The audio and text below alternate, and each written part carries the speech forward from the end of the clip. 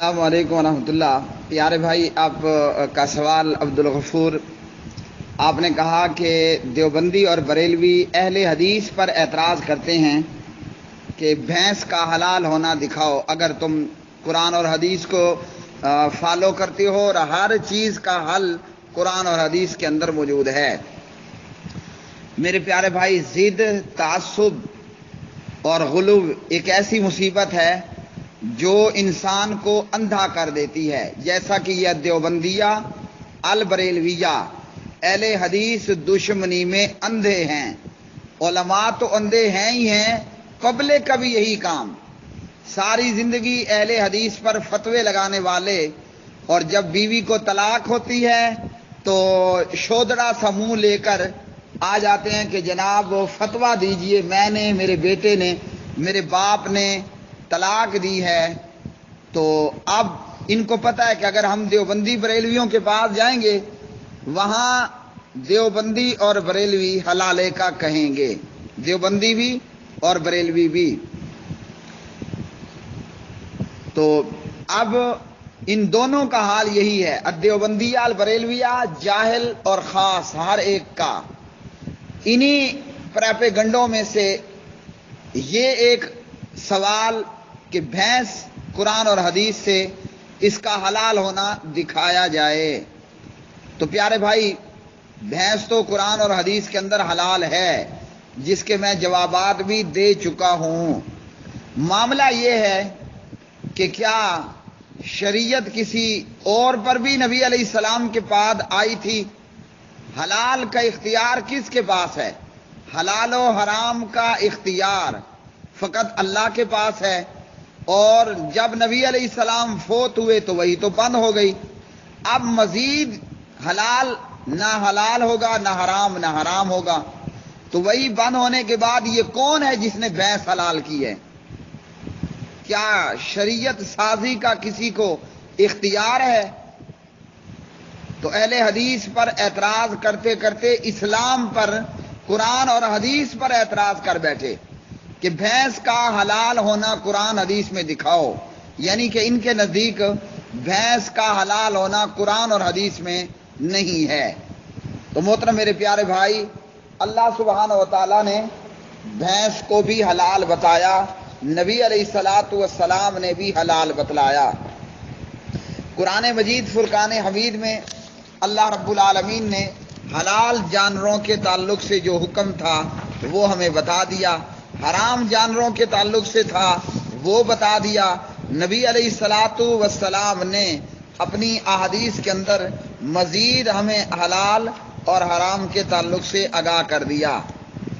اللہ سبحانہ و تعالیٰ نے پارہ نمبر 6 سورہ المائدہ اور اس کی آیت نمبر 1 فرمایا، اللہ رب العالمین نے احلت لکم بہیمۃ الانعام، تمہارے لیے چوپائے مویشی حلال کیے گئے ہیں، الا ما یتلی علیکم، سوائے ان کے کہ جن کے نام تمہیں ابھی پڑھ کر سنائے جائیں گے۔ تو اللہ رب العالمین نے یہاں پر چوپائے، بہیمۃ الانعام، چوپایوں کے حلال ہونے کی بات کہی۔ بہیمہ چوپائے 4 ٹانگوں والے جانور کو کہا جاتا ہے، اور اسی طرح انعام میں اونٹ، گائے، بکری، بھیڑ ان کو کہا جاتا ہے۔ کیوں؟ اس لیے کہ ان کی چال کے اندر نرمی ہوتی ہے۔ تو میرے پیارے بھائی، اللہ نے 4 ٹانگوں والے چوپائے ہمارے لیے حلال کیے۔ اب بتائیے کہ بھینس کی 4 ٹانگیں ہیں یا 2 ٹانگیں ہیں، یا بھینس 6 ٹانگوں یا 8 ٹانگوں والی ہے؟ تو بھینس بھی چوپایا ہے۔ اب کہنے والا اسی طرح کہے گا کہ گدھا بھی تو 4 ٹانگوں والا ہے، پھر کیا گدھا بھی حلال ہوگا؟ نہیں، نبی علیہ الصلاۃ والسلام نے، جو کہ اہل حدیث کے امام اعظم بھی ہیں، قائد اعظم بھی ہیں، امام المرسلین ہیں، سید المرسلین ہیں، خاتم النبیین ہیں، حضرت محمد الرسول اللہ صلی اللہ علیہ وسلم نے اپنی احادیث کے اندر 4 ٹانگوں والے کئی جانوروں کے نام لے کر بتا دیے کہ یہ حرام ہیں۔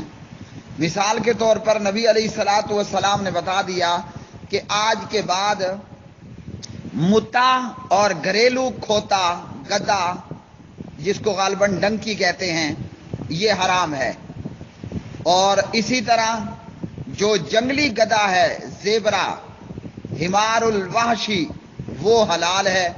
تو پیارے نبی علیہ السلام نے 4 ٹانگوں والوں میں سے گدے کا نام لے کر فرما دیا کہ آج کے بعد گدا جو ہے وہ حرام ہوتا ہے۔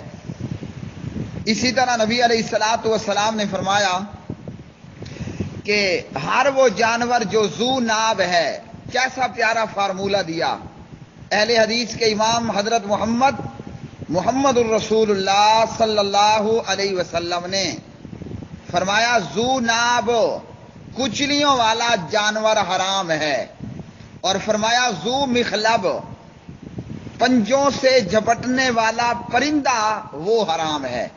تو جو بھی چوپایا، جو بھی جانور ذو ناب ہوگا کچلیوں والا، وہ حرام ہوگا۔ کچلیوں کا معنی کہ اس کے 2 نوکیلے دانت ہوں گے۔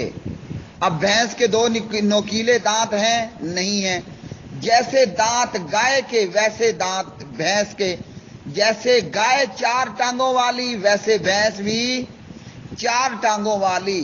اب 4 ٹانگوں والوں میں سے گدے کا نام لے کر حرام بتا دیا، اور جو گدا جنگلی ہے زیبرا وہ حلال۔ تو 4 ٹانگوں والوں کے تعلق سے جانوروں میں سے ذو ناب کچلیوں والے کو حرام بتایا۔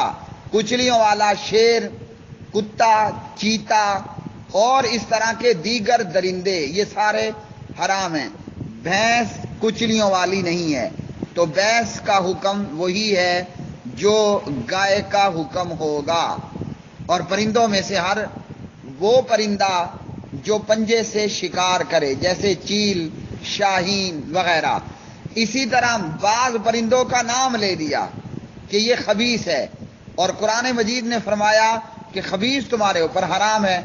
اب ان خبیث پرندوں میں سے ایک جو ہے وہ کوا بھی ہے، جبکہ یہ بھی یاد رکھیے کہ حنفیوں کے نزدیک، ہمارے ہی شہر کے ایک مفتی تھے فوت ہو چکے،